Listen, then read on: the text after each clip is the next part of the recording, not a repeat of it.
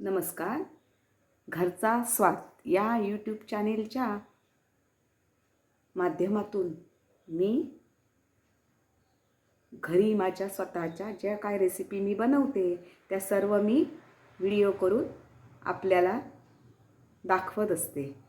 तर माझ्या रेसिपी अगदी सोप्या आणि करायला सुटसुटीत आणि कुठल्याही त्या पदार्थामागे लपवाछपवी नसते.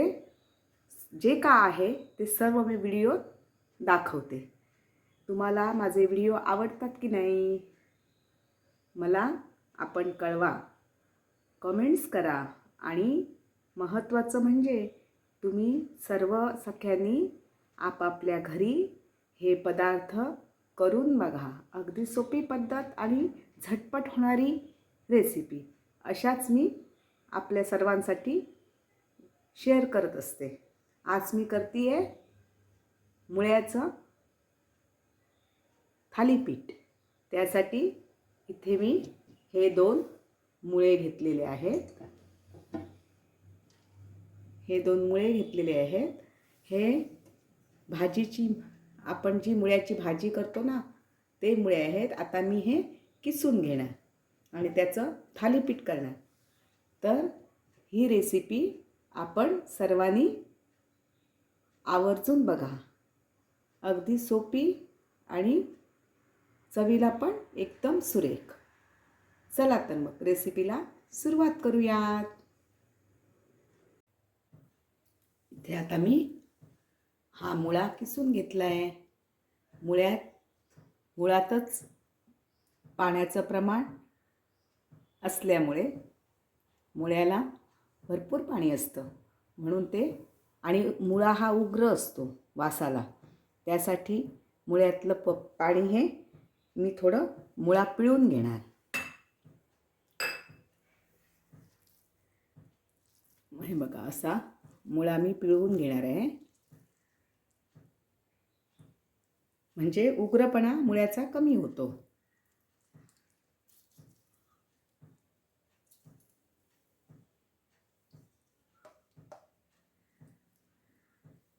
खूप छान लागतं हे थालीपीठ. मुद्दाम तुम्ही करून बघा.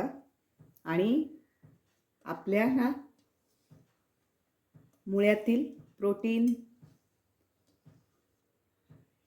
मिनरल तसेच जे काय मुळ्यात आपल्या शरीराला पोषक असे घटक आहेत ते सगळे आपल्या पोटात जातात. हे बघा मी हे आता पाणी टाकून देणार. कारण काय होतं, मुळ्याचं वास खूप उग्र असतो. काहींना वास नाही आवडत म्हणून मी हे पाणी काढून टाकलं. आता मी या किसलेल्या मुळ्यात 2 पिठं मिक्स करणार आहे. एक तांदूळाचं पीठ आणि दुसरं गव्हाचं पीठ. चला मी तुम्हाला आता यापुढील रेसिपी दाखवते. आता 2 चमचे गव्हाचं पीठ आणि 4 चमचे तांदूळाचं पीठ, अर्धा चमचा हळद आणि 1 चमचा लाल तिखट असं घालून आता हे मी मिश्रण भिजवणार आहे. आणि मुळा उग्र असल्यामुळे मी याच्यात थोडीशी आलं लसूण ओली मिरची पेस्ट घालणार आहे. म्हणजे एक उग्र वास मुळ्याचा थालीपीठला येत नाही, त्यासाठी मी इथे थोडीशी आलं लसूण पेस्ट घातली.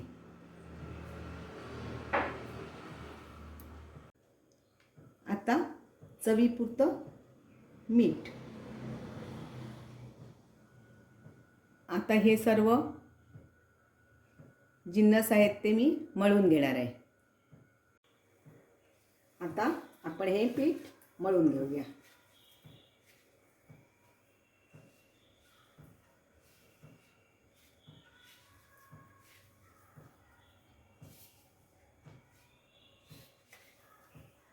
मुळातच पाणी असल्यामुळे थोडंसं पाणी आपण उग्रपणासाठी काढून टाकलं, वास उग्र असतो म्हणून.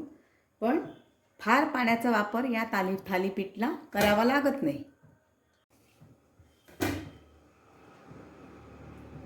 हे थालीपीठ करताना तांदूळाच्या पिठाचं प्रमाण थोडं जास्त घ्यावं लागतं आणि पीठ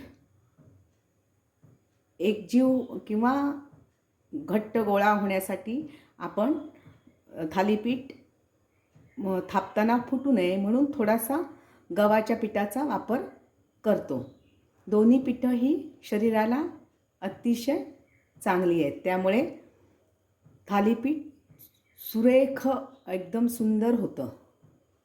या पिठात कोथिंबीर घातली तरी, चिरून घातली तरी चालतं, पण मी आलं लसूण पेस्ट जी घातलेली आहे ना, त्यातच कोथिंबीर वाटून घेतलेली आहे, म्हणून मी सेपरेट वेगळी घातली नाही कोथिंबीर.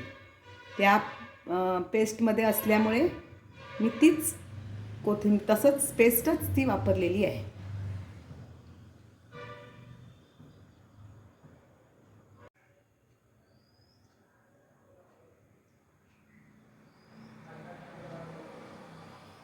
या ठिकाणी स्वच्छ प्लास्टिकची पिशवी घेऊन आपण आता त्यावर थालीपीठ थापणार आहोत. चला तर मग मी थालीपीठ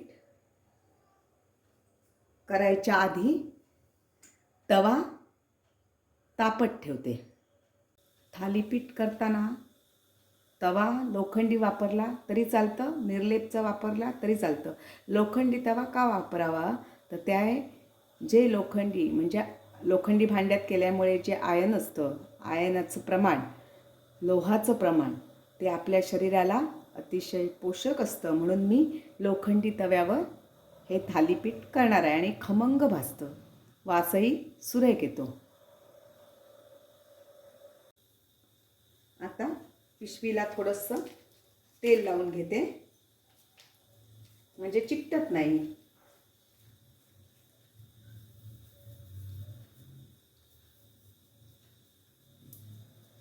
असं हलक्या हाताने आपण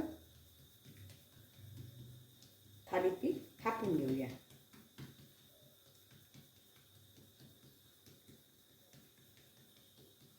थालीपीठ जाड न थापता थोडं मध्यम, जाड पण नको, पातळ पण नको, थोडं असं मध्यम असं थालीपीठ थापून मग तव्यावर घालावं. खरंच माझी ही रेसिपी आपल्याला खूप आवडेल. तुम्ही ही रेसिपी करून बघा.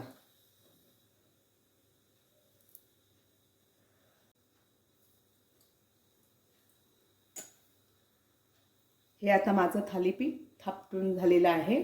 मी आता ते तव्यावर टाकते.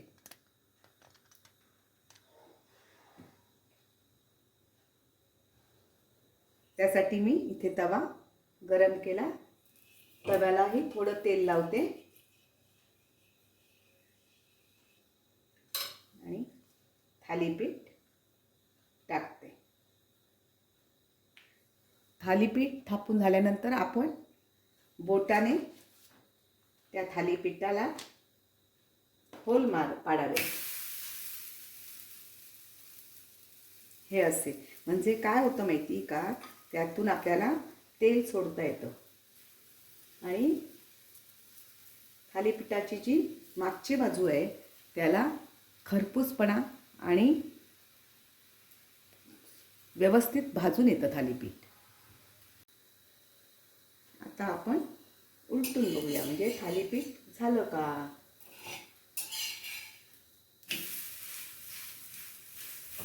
दोन्ही बाजूनी व्यवस्थित खरपूस भाजून थालीपीठ घ्यावं.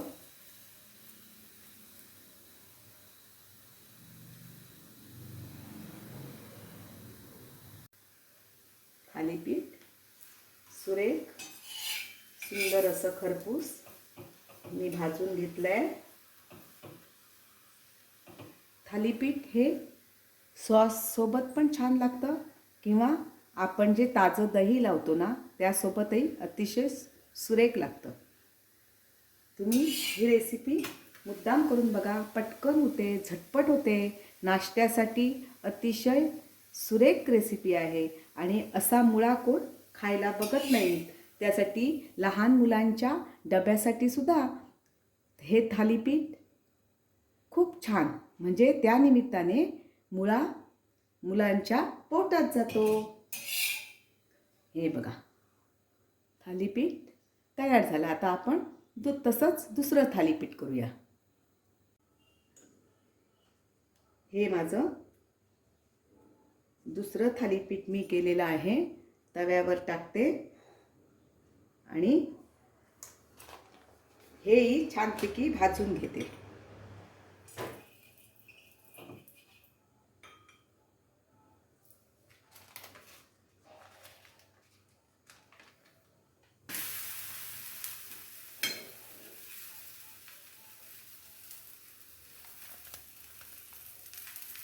सख्यानो, ही रेसिपी माझी अतिशय सोपी आहे.